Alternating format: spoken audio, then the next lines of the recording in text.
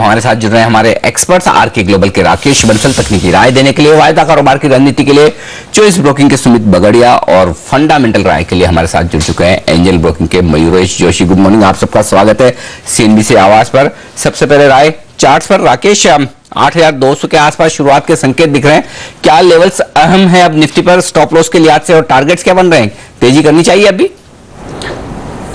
Good morning Anil जी। Anil ji, definitely तेजी करनी चाहिए। निफ्टी में नीचे में 8095 का सपोर्ट इंटैक्ट था। कल भी निफ्टी थोड़ा सा इसके ऊपर से ही लास्ट हाफ एन आवर में सपोर्ट लेके थोड़ा सा रिबाउंड देखने को मिला था। निफ्टी का ट्रेंड क्लियरली इंटैक्ट है।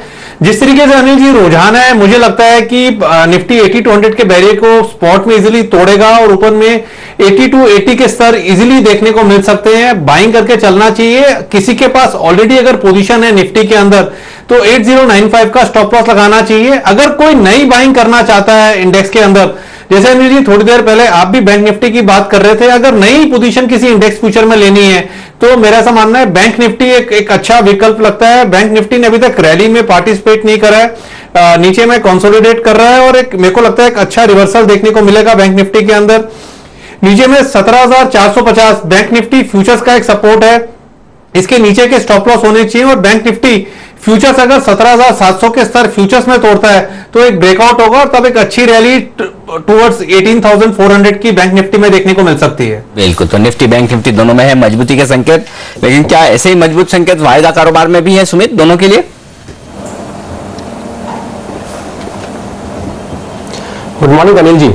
वायदा कारोबार में बहुत ही अच्छे संकेत मिल रहे हैं इस बार, और ऐसा लग रहा है कि अब तेजी मेंटेन रहेगी, क्योंकि बहुत समय से हमको रेगुलर पहले सेलिंग देखने को मिलती थी हफ्ते 10 दिन के पहले, और अब हमको ऐसा लग रहा है कि सारे डेटा जो है बहुत ही अच्छे तेजी के संकेत दे रहे हैं। जहां तक निफ्टी का सवाल है, 7,800 में जो हाईएस्ट ओपन इंटरेस्ट बिल्डअप हुआ करता था 1-2 दिन के पहले, वो अभी शिफ्ट होकर 8,100 पे आ गया, और एट प्रेजेंट जो हाईएस्ट ओपन इंटरेस्ट बिल्डअप देख रहे हैं वो 8,100 के लेवल्स पे देख रहे हैं। यानी अगर आप देखोगे तो पब्लिक मुझे ये डेटा यही दर्शा रही है कि लोग चाहते भी है कि निफ्टी 8,000 या 8,100 के नीचे जाए या उसके नीचे सस्टेन करे।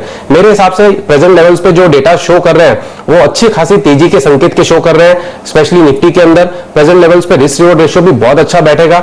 अगर किसी को लॉन्ग पोजीशन इनिशिएट करना हो तो करना चाहिए। 8,200 एक रेजिस्टेंस फेस करेगा, बट अगर निफ्टी गैप अप ओपनिंग देता है उसके ऊपर तो वो रेजिस्टेंस भी निकल जाएगा। उसके बाद जो नेक्स्ट लेवल बनेगा 8,300 का बनेगा।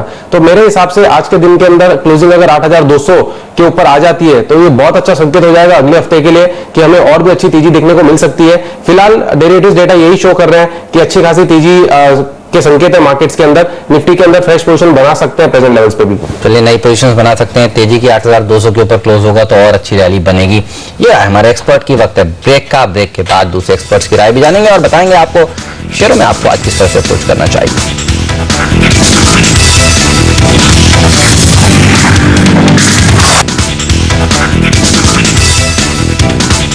हमारे एक्सपर्ट्स हमारे साथ है राकेश बंसल, मयूरेश जोशी और सुमित बगड़िया। आप सबका स्वागत है एक बार फिर से।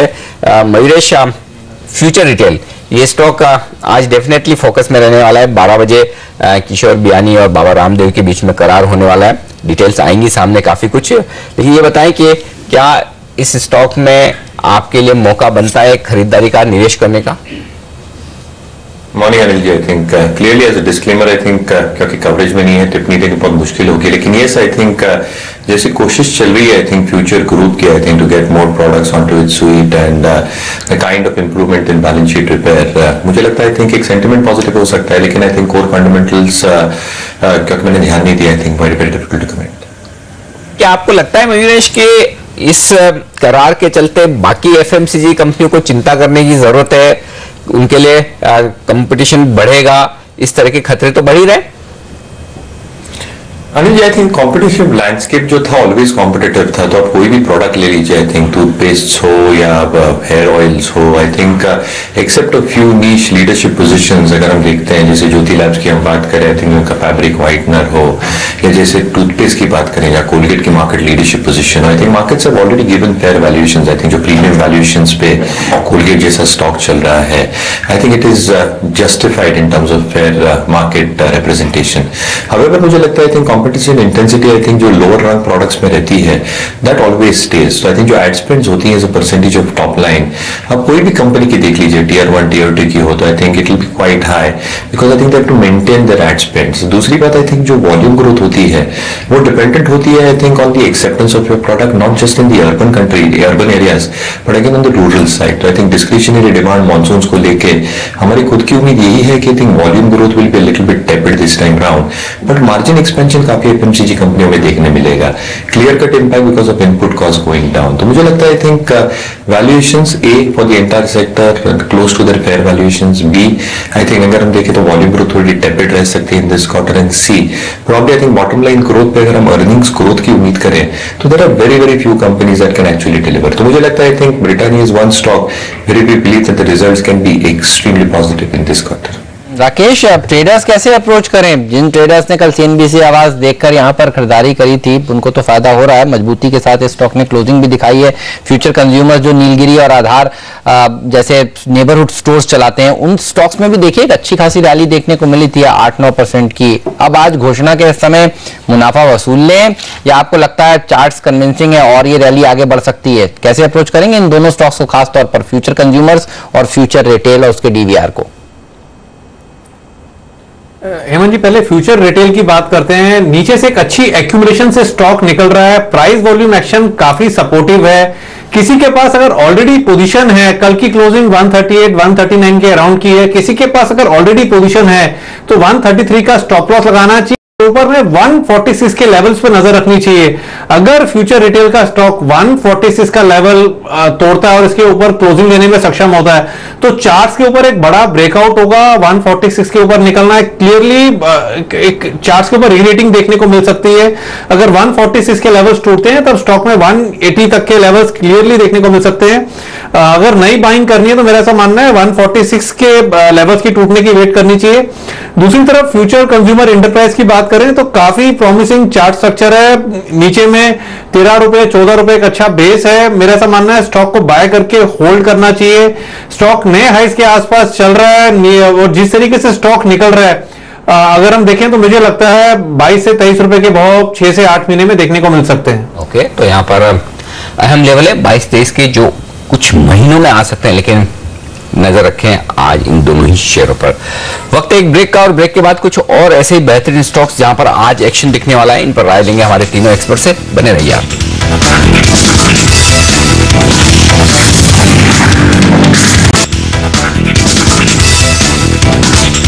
स्वागत है आप सभी का सीएनबीसी आवाज पर। आप देख रहे हैं मार्केट काउंटडाउन और हम चर्चा कर रहे हैं ऐसे स्टॉक्स की जहां पर आज आपकी नजर जरूर होनी चाहिए। नजर होनी चाहिए आपके हिंडाल्को और वेदांता पर भी। मेरेश, कैसे अप्रोच करेंगे आप हिंडाल्को और वेदांता को? अल्कोआ के जो नंबर्स आए विदेश में वो अनुमान से कमजोर आए, 6-7% तक की गिरावट देखने को मिली अल्कोआ के नतीजों में। लेकिन इस समय जो बेस मेटल्स हैं उनमें देखिए एक अच्छा उछाल भी देखने को मिल रहा है। तो बाजार किस तरह से रिएक्ट करेगा और आप किस तरह से अप्रोच कर रहे हैं इन्हें? Morning Hemant, I think clearly I think दो एस्पेक्ट्स हैं। एक तो जो प्राइसिंग की बात कर रहे हैं, आई थिंक एक शॉर्ट टर्म रिस्पाइट जरूर दिख सकता है इंटरनेशनल प्राइसिंग में, स्पेसिफिकली एलएमई की प्राइसिंग हम बात करें तो, but I think that is not sustainable क्योंकि जो कमोडिटी साइकिल चल रहा है clearly I think demand supply के जो एक डायनामिक्स होते हैं, I think that is clearly not in favour of commodity stocks, ferrous हो या non ferrous. In the other sense itself I think जो वॉल्यूम डिग्रोथ देखने मिलेगी in fall of realisations, that is going to take a big hit on top line of most of these companies.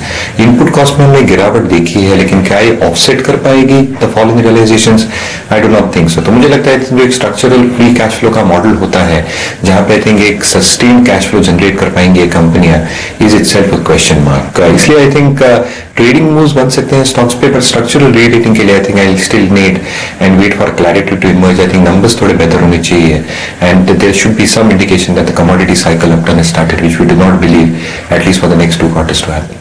Okay, ये राय आती है इस पर इस स्टॉक पर। लेकिन डीएलएफ एक और स्टॉक है जहां पर सुमित बताएं किस तरह का एक्शन हो सकता है। फाइनली कल बोर्ड बैठक हुई, इनके रेंटल कारोबार का 40% हिस्सा ये संस्थागत निवेशकों को बेचेंगे और कर्ज कम करने की कोशिश होगी। 12 से 14 हजार करोड़ की जो पैसा आएगा उससे डीएलएफ का कर्ज कम करेंगे। योजना ये बोर्ड ने अप्रूव की है, अब कब तक काम होगा ये देखना होगा। लेकिन क्या डीएलएफ में और दूसरे रियल एस्टेट शेयरों में जो पिछले कुछ दिनों में वायदा कारोबार में तेजी दिखी है, क्या वो बरकरार रहेगी या फिर अब ये सेल ऑन न्यूज वाला मामला है, आज उछाल मिले तो बेचकर निकल जाए?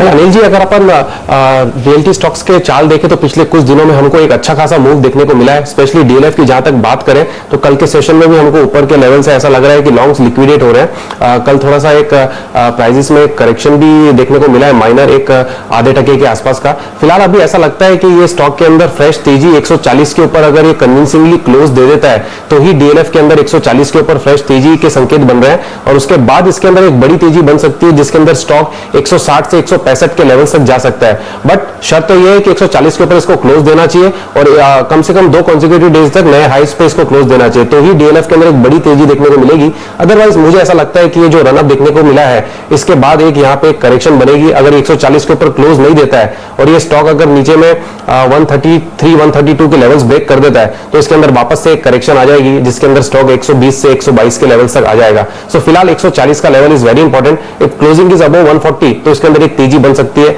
अदरवाइज करेक्शन रहेगी। 140 के ऊपर ही तेजी करें वरना यहाँ पर दबाव देखने को मिलेगा। वैसे भी खबर आ चुकी है और जो बाजार को पता थी अनुमान के मुताबिक हालांकि खबर आई है, लेकिन वक्त है ब्रेक का। ब्रेक के बाद ओपनिंग सेशन हाजिर करेंगे, बताएंगे आपको रुपया किस तरह से खुल रहा है और ये भी बताएंगे कि कौन से स्टॉक्स और हैं जहां पर आज आपकी नजर जरूर होनी चाहिए। लेकर आएंगे पहला सौदा।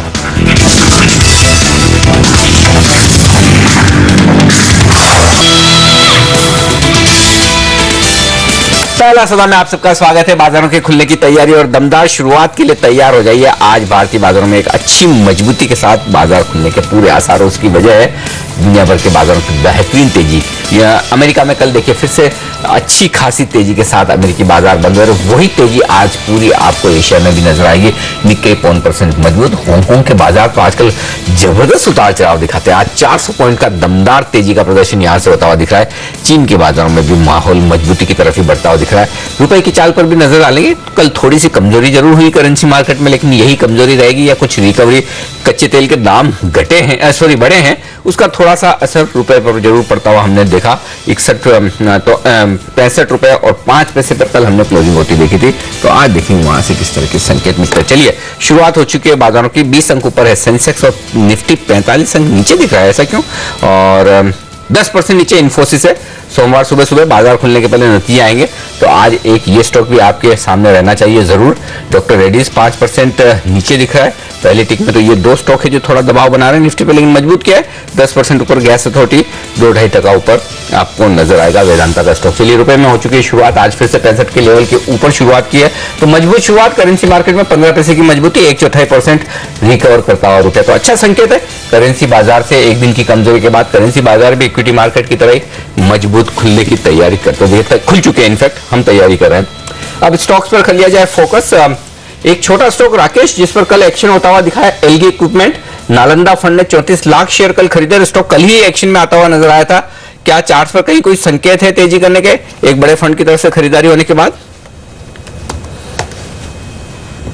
देखिए तो नीचे से एक रिवर्सल बना है, 120 पर एक सपोर्ट बना है। कल स्टॉक ने एक अच्छा उछाल दिखाया और 145 का हाई लगाने के बाद स्टॉक की क्लोजिंग निचले स्तरों पर रही है। ऊपर में 150 एक रेजिस्टेंस है। जिस तरीके से टेक्निकल स्ट्रक्चर है क्लियरली बॉटम फॉर्मेशन के सिग्नल हैं। स्टॉक को एक्यूमुलेट करना चाहिए हल्की सी गिरावट में और ऊपर में नजर रखनी चाहिए 149 150 के लेवल्स पर। अगर ये लेवल्स टूटते हैं जिसकी पॉसिबिलिटी है तब एक अच्छा उछाल टुवर्ड 170 देखने को मिल सकता है।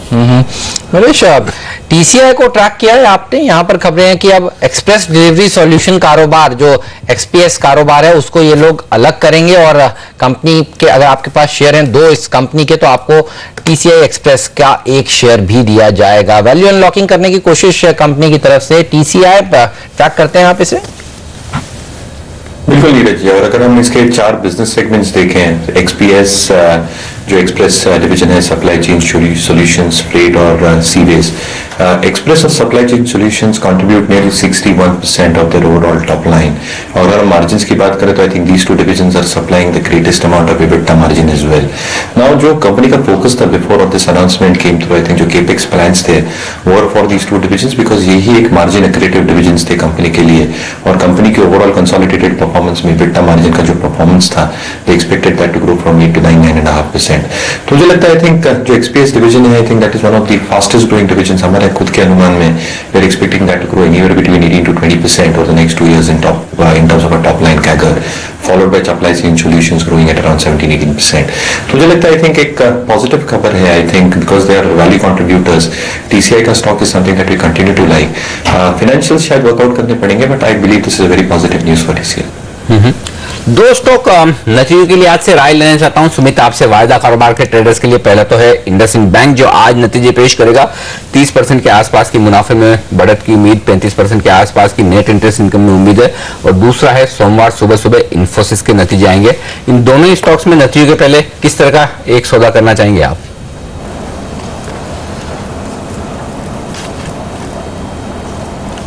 अनिल जी, सबसे पहले इंडसइंड बैंक की बात करते हैं. इंडसइंड बैंक ने पिछले 3 दिनों से एक करेक्शन दिखाई है और अभी प्रेजेंट लेवल्स पे ऐसा लग रहा है कि बैंकिंग्स के अंदर एक चाल आनी चाहिए और बैंकिंग सेक्टर में सारे स्टॉक्स में, स्पेशली कल हमको मोस्टली स्टॉक्स में एक फ्रेश लॉन्ग बिल्डअप भी देखने को मिला है और ज्यादा वैसे लॉन्ग बिल्डअप पीएसयूज में देखने को मिला है. बट जहां तक इंडसइंड बैंक की बात कर इंडसइंड बैंक का सवाल है, इसके अंदर मुझे ऐसा लगता है 940 के आसपास इंडसइंड बैंक सपोर्ट होल्ड करेगा और अगर जो एक ट्रेड लेना है यहाँ पे तो वो तेजी का बनेगा. अगर ये स्टॉक ने 955 के लेवल ब्रेक कर दिए तो स्टॉक में हमको 980 से 1000 के लेवल देखने को मिलेंगे. तो जो एक ट्रेड इंडसइंड बैंक में लेना है वो है तेजी का. प्रेजेंट लेवल्स पे लॉन्ग इनिशिएट करें, स्टॉप लॉस मेंटेन करें 930 के नीचे का और ऊपर में टारगेट मान के चले 980 से 1000 रुपए. और इन्फोसिस के अंदर ऐसा लग रहा है अनिल जी कि 1200 पे अच्छे खासे ओपन इंटरेस्ट बिल्डअप हुआ है 1200 के कॉल्स में, तो 1200 के ऊपर जाना बहुत डिफिकल्ट होगा इन्फोसिस के अंदर. But at the same time नीचे के अंदर भी ये स्टॉक 1090 1070 पे सपोर्ट लेगा. अगर यहाँ पे कोई ट्रेड इनिशिएट करना हो तो 1120 1130 के बीच में एक लॉन्ग का कॉल इनिशिएट करना चाहेंगे इन्फोसिस के अंदर और स्टॉप लॉस मेंटेन करेंगे 1080 या 1070 के नीचे का और ऊपर में टारगेट्स मानेंगे 1180 से 1190 1180 से 1190 के बीच में. जो ओवरऑल रेंज इसकी दिखाई दे रही है वो है ऊपर में 1200 और नीचे में 1070. 120 रुपए की रेंज के अंदर इसका मूवमेंट आना चाहिए मोटा मोटी अगले 2 दिनों के अंदर. टाइटनिंग का चार्ट कैसा लगता है राकेश आपको? यहाँ पर गोल्डमैन सैक्स ने 512 का लक्ष्य सुझाया है. पिछले कुछ दिनों में हम देख रहे थे कुछ ब्रोकरेज इसके ऊपर काफी बेरिश हो गई थी और अनुमान लगा रही थी कि इसके नंबर्स अच्छे नहीं आएंगे. एक अच्छी करेक्शन के बाद क्या अब आपको एक खरीदारी के लिए किसी तरह के संकेत दे रहा है शेयर? हेमंत जी, अगर एकदम शॉर्ट टर्म व्यू लें तो स्टॉक एक ट्रेडिंग रेंज के अंदर है. न्यूट्रल चार्ट पैटर्न है. 341 कल की क्लोजिंग है. 350 एक सप्लाई एरिया है. नीचे में 325 एक सपोर्ट है. स्टॉक इस रेंज के अंदर ट्रेड कर रहा है. अगर 350 351 के रेजिस्टेंस को तोड़ता है तब मेरा ऐसा मानना है शॉर्ट टर्म में मोमेंटम देखने को मिल सकता है, तब बाइंग करनी चाहिए. Stock as of now trading range के अंदर है. ट्रेडिंग रेंज के बाहर निकले तभी नई पोजीशन लेनी चाहिए, एल्स अवॉइड करना चाहिए. ओके, ये राय आती इन शेयरों पर. लेकिन एस्कॉर्ट एक और शेयर है, अगर मयूरेश आप ट्रैक करते हो, खबर आ रही कि जो तिमाही शेयर होल्डिंग के आंकड़े आते हैं एक्सचेंजेस पर, उसमें राकेश झुंझुनवाला ने कुछ अपनी स्टेक बढ़ाई है 1% के आसपास और अब 10% के पार वो निकले हैं. क्या आपके रेडार पर है, ट्रैक करते हैं? यदि हाँ तो क्या राय है आपकी एस्कॉर्ट्स पर? अनिल जी, अगर हम देखें जनरली आई थिंक जो फार्म इक्विपमेंट सोल्यूशन है स्पेसिफिकली जो ट्रैक्टर्स बेस्ड होता है, आई थिंक 2 मेजर फैक्टर्स है. एक आई थिंक जो एग्रीकल्चरल इक्विपमेंट के लिए जो यूजेस होते हैं because of poor and deficient monsoon, I think obviously going to see a degrowth happening in terms of volumes across the country. दूसरी बात आई थिंक एक अल्टरनेट यूज होता है ट्रैक्टर्स का for infrastructure construction. I think उसमें भी I think एक subdued see activity देख रहे हैं. तो I think if you generally track a lot of management including the management of MNM, उनका जो फार्म इक्विपमेंट सेगमेंट है, nobody is expecting great growth to come. In fact degrowth की बातें कर रहे हैं. तो मुझे लगता है I think fall in volumes, fall in realisations, stock might remain subdued for some length of time. I think quarter results देखने पड़ेंगे and after that will probably take up on Escorts. United Spirits एक और राकेश झुंझुनवाला की हिस्सेदारी वाली company, इसके ऊपर city ने जो रिपोर्ट निकाली है उसमें लक्ष्य काफी घटाए हैं. 2645 से घटाकर 2347 किए हैं यूनाइटेड स्पिरिट्स. राकेश, चार्ट्स कैसे लगते हैं इसके? हेमंत जी, इसके भी चार्ट देखें तो न्यूट्रल है. स्टॉक ने नीचे में देखें तो 3000 के अराउंड एक सपोर्ट बनाया हुआ है. ऊपर में देखें तो 3400 से लेकर 3440 एक रेजिस्टेंस है. स्टॉक इस ट्रेडिंग रेंज के अंदर ट्रेड कर रहा है. अगर किसी का इमीडिएटली शॉर्ट टर्म ट्रेडिंग का नजरिया है तो स्टॉक को अवॉइड करना चाहिए.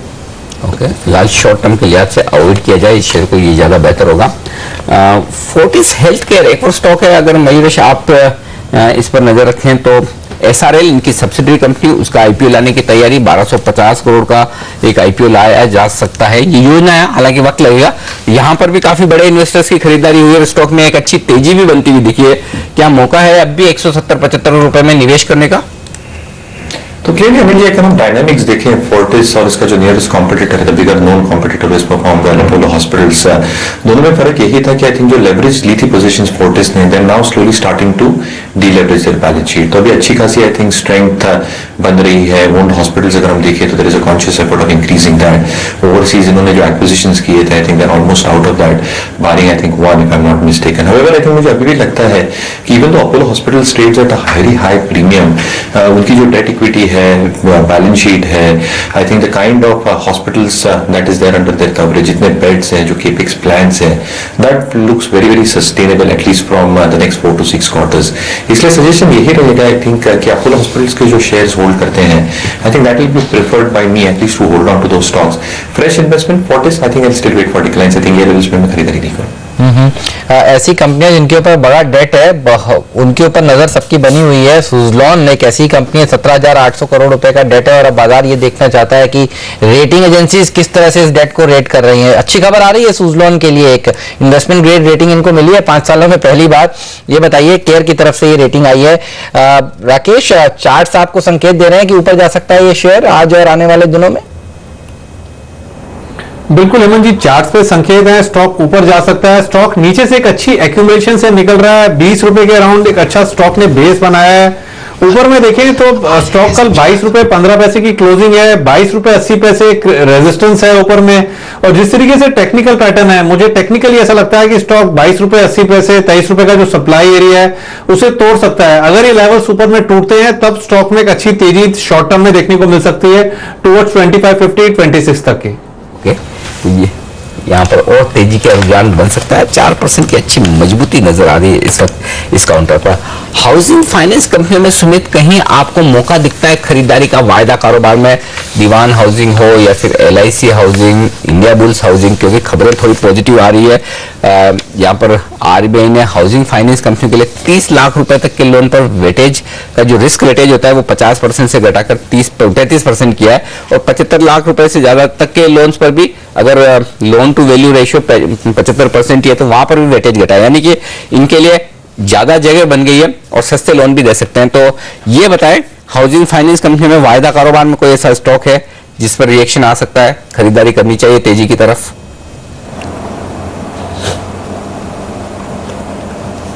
देखिए Anil ji, housing finance companies में LIC हाउसिंग फाइनेंस और दीवान हाउसिंग फाइनेंस, ये दोनों स्टॉक हमको अच्छे लग रहे हैं प्रेजेंट लेवल्स पे। अभी तक वायदा कारोबार में इतनी बड़ी कोई हलचल देखने को नहीं मिली है, बट ओवरऑल जो समझ में आ रहा है कि इन दोनों स्टॉक्स में एक आने वाले दिनों में एक तेजी देखने को मिल सकती है। स्पेशली अगर हम LIC हाउसिंग फाइनेंस की बात करें तो वो 470-75 के आसपास अभी ट्रेड कर रहा है। इसके अंदर ऊपर में जैसे ये लेवल ब्रेक करेगा 488-490 का, तो ये स्टॉक के अंदर 550 से 550 तक के लेवल देखने को मिलेंगे। तो हमको हाउसिंग फाइनेंस में एक तो LIC हाउसिंग फाइनेंस अच्छा लग रहा है, जिसको हम बाय रिकमेंडेशन दे रहे हैं यहाँ पे।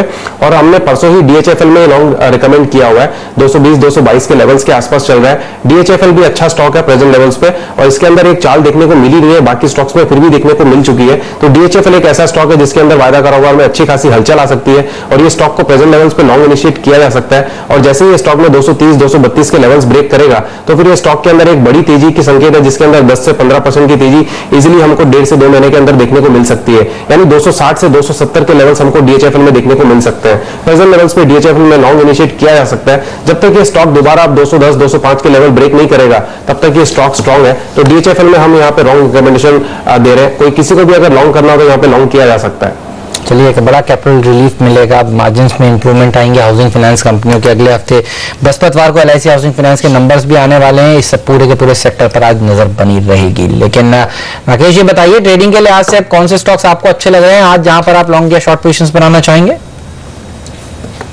हेमंत जी, पहला कॉल DLF पे रहेगा। काफी प्रॉमिसिंग चार्ट स्ट्रक्चर है, नीचे से अच्छी एक्यूमुलेशन पे निकल रहा है, और मुझे नहीं लगता है कि न्यूज आने के बाद सेलिंग देखने को मिलेगी। अगर सेलिंग देखने को मिलती है तो स्ट्रक्चरली काफी गड़बड़ होगी। एज ऑफ नाउ मुझे लगता है कि DLF एक अच्छी तेजी दिखा सकता है। 100 शॉर्ट टर्म के लिए 132 रुपए 50 पैसे का स्टॉप लॉस लगा के DLF को बाय करना चाहिए 150 के टारगेट के लिए। दूसरा बाय कॉल रहेगा एक्सिस बैंक पर, शॉर्ट टर्म ट्रेडिंग कॉल है, 480 पे एक स्टॉप लॉस लगाना चाहिए और 507 के लक्ष्य के लिए एक्सिस बैंक को बाय किया जा सकता है।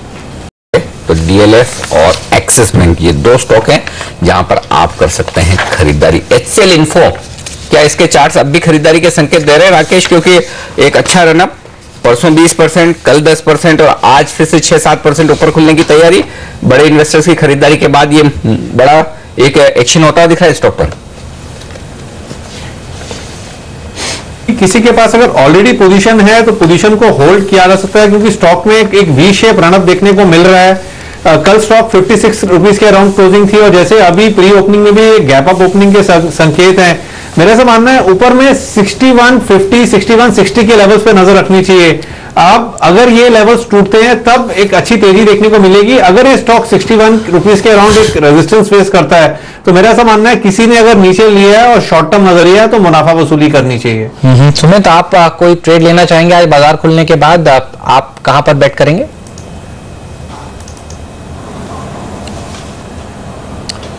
वेल, अगर कोई स्टॉक जो भी लॉन्ग इनिशिएट करना हो तो बैंकिंग के अंदर एक स्टॉक है ओरिएंट बैंक, जो अच्छा खासा पिछले 3 दिनों से मूवमेंट दे रहा है। मुझे ऐसा लगता है कि ओरिएंट बैंक के अंदर एक अच्छी खासी तेजी देखने को मिलेगी और आने वाले समय में हमको ऐसा लगता है कि ओरिएंट बैंक में 40 से 50 रुपए की तेजी देखने को मिल सकती है।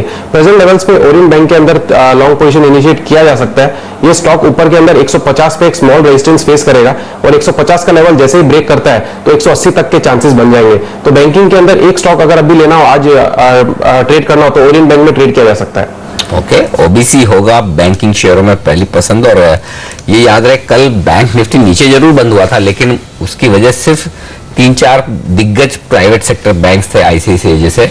बाकी सरकारी बैंक्स और खास तौर से मिड कैप सरकारी बैंक्स में एक अच्छी तेजी का माहौल कल ही बन गया और वो माहौल आपको प्री ओपनिंग सेशन में भी दिख रहा है। आप बैंक निफ्टी देखिए, लगभग 1% मजबूत दिख रहा है आज शुरुआती कारोबार में। तो बैंक निफ्टी में लीडरशिप आने की पूरी तैयारी है।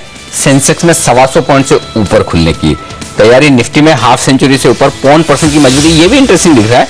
निफ्टी देखिए 0.5% ऊपर है और सेंसेक्स आधा % ऊपर है और उसकी वजह शायद कुछ ऐसे स्टॉक्स हैं जो सेंसेक्स में नहीं है, निफ्टी में, वो ज्यादा मजबूत दिख रहे हैं। उसकी वजह से एक बड़ी गैप वहां पर नजर आ रही है। मिड कैप इंडेक्स भी आधा % से ज्यादा की तेजी के साथ खुलने की तैयारी, हालांकि नीचे जरूर है। पहले टिक आपकी स्क्रीन पर आती है सेंसेक्स और निफ्टी में बेहद दमदार शुरुआत, 200 अंक ऊपर आपको नजर आ रहा है इस वक्त। सेंसेक्स और निफ्टी 8200 के बेहद करीब खुलता हुआ दिख रहा है। जो कल के हाइस थे उनके आसपास खुलते हुए इस वक्त बाजार 65 अंकों की मजबूती, 225 अंक ऊपर है। सेंसेक्स फिर से 27,000 के पार निकलता हुआ 0.1% तक की तेजी बन चुकी है दिग्गजों में। मिड कैप इंडेक्स आधा % मजबूत, लेकिन बैंक निफ्टी पर रखिए नजर, यहां पर 180 अंकों का बड़ा उछाल, 1% से ज्यादा की तेजी और 8200 का आंकड़ा जो आप देखना चाहते थे आपकी स्क्रीन पर इस वक्त फ्लैश होता हुआ निफ्टी पर 8200 का लेवल छूटा हुआ नजर आ रहा है। बड़ा सवाल है कि इसके पार निकलकर टिक पाते हैं या नहीं, लेकिन फिलहाल पहली टिक पर 8200 तो एक बार दिख चुका है। लीड कर रहा है इसे वेदांता का स्टॉक 3% की मजबूती के साथ। कैन इंडिया, ओएनजीसी जैसे ऑयल एंड गैस शेयरों में शानदार तेजी बनती हुई दिख रही है 2-2% की। एक्सेल टेक 1.5% मजबूत है, कल की रिकवरी को आगे बढ़ाता हुआ। न सिर्फ वेदांता बल्कि हिंडाल्को जैसे शेयर में अच्छी मजबूती, टाटा स्टील अच्छा मजबूत, तो अब भी मेटल शेयर अच्छे दमदार प्रदर्शन करते हुए दिख रहे हैं। सरकारी बैंक आज मजबूती में आ चुके हैं। पीएनबी, बीओबी, एसबीआई तीनों ही निफ्टी के सरकारी बैंक मजबूत खुलते हुए दिख रहे हैं और इन्हें साथ मिल रहा है आईसीआईसीआई बैंक और एचडीएफसी जैसे शेयरों से जो मजबूती के साथ खुलते हुए दिख रहे हैं। ये कमजोर क्या है? अरे निफ्टी में एक भी स्टॉक ऐसा नहीं जो कमजोर हो। 50 के 50 शेयर आज तेजी के साथ कारोबार करते हुए दिख रहे हैं और ये एक बेहतरीन संकेत है आज के लिए। वायदा कारोबार में वेदांता के अलावा आईएफसी 3% मजबूत, रियल एस्टेट कंपनियां और हाउसिंग फाइनेंस कंपनियां काफी मजबूत है। इंडिया बुल्स रियल एस्टेट, दीवान हाउसिंग, एलआईसी हाउसिंग, ये सारे के सारे शेयर आज शुरुआत करते हुए मजबूती के साथ। तो काफी दमदार प्रदर्शन, 250 अंक ऊपर सेंसेक्स और निफ्टी 8200 पर है। बिल्कुल तेजी की चौतरफा तेजी देखने को मिल रही है। गिरने वाले शेयर के सामने देखिए 7 बढ़ने वाले शेयर हैं, तो इससे आपको पता चलता है कि मार्केट ब्रेथ कैसी है। फ्यूचर ग्रुप के स्टॉक्स अब आपको 2 दिन से कह रहे हैं, यहाँ पर नजर रखिए। आज फिर देखिए फ्यूचर कंज्यूमर्स करीब 12% मजबूती के साथ ट्रेड करता हुआ खुला भी ऊपर है। इसके अलावा आप दूसरे स्टॉक्स देखिए, फ्यूचर रिटेल का डीवीआर, इसके अलावा दूसरे फ्यूचर ग्रुप की कंपनियां देखिए सब मजबूती के साथ ट्रेड करती हुई आपको दिखेंगी। अच्छी खासी रैली इस पूरे के पूरे ग्रुप में देखने को मिल रही है। 12 बजे प्रेस कॉन्फ्रेंस होने वाली है जिसमें बाबा रामदेव और किशोर बयानी खुद होंगे और वो बताएंगे कि किस तरह के अनाउंसमेंट्स वो कर रहे हैं। फिलहाल ये ग्रुप आपके नजर पर होना चाहिए। और कुछ स्टॉक्स हैं जिसमें तेजी देखने को मिल रही है आज के सत्र में। सुजलॉन हम कह रहे थे कि यहाँ पर नजर रखिए, 4% मजबूती के साथ ये खुला है स्टॉक। जिस तरह से इन्वेस्टमेंट ग्रेड रेटिंग इनको मिली है, करीब 5 साल के इंतजार के बाद एक अच्छी तेजी यहाँ पर बनी है।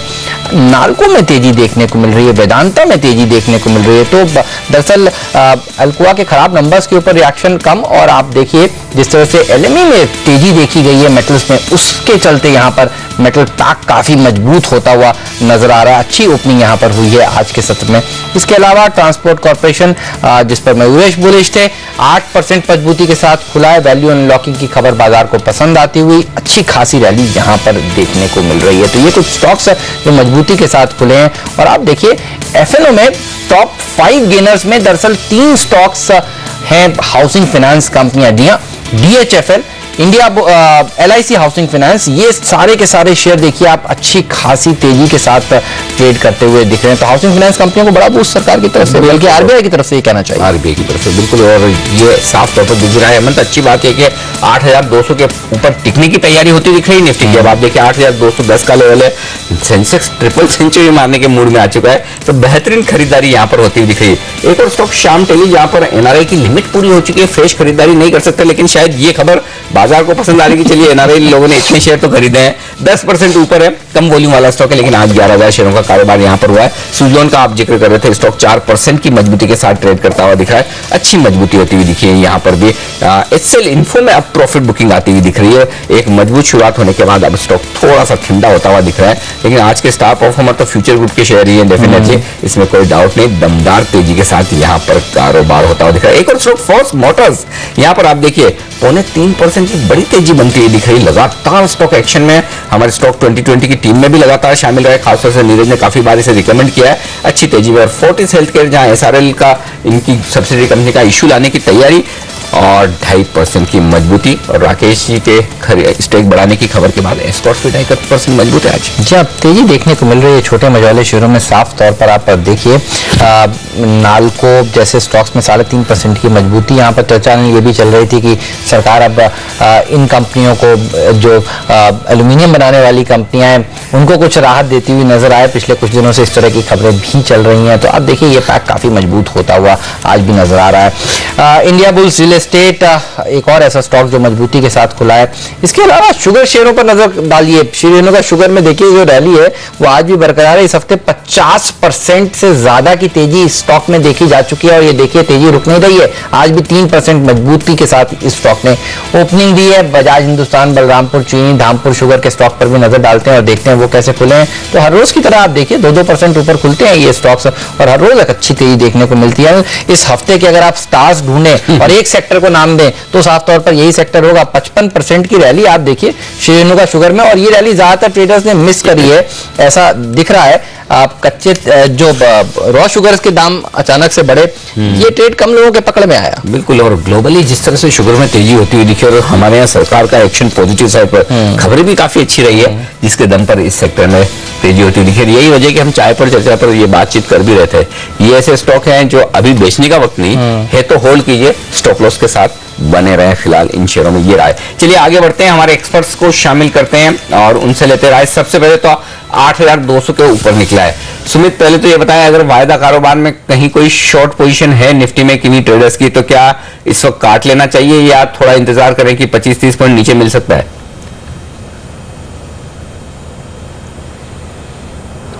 अनिल जी, मेरे हिसाब से तो काट लेना चाहिए, क्योंकि मार्केट्स के अंदर एक अच्छा खासा बिल्डअप देखने को मिल रहा है। और आप देखो तो तेजी बहुत अच्छे से देखने को मिल रही है, और सारे स्टॉक्स में भी तेजी देखने को मिल रही है।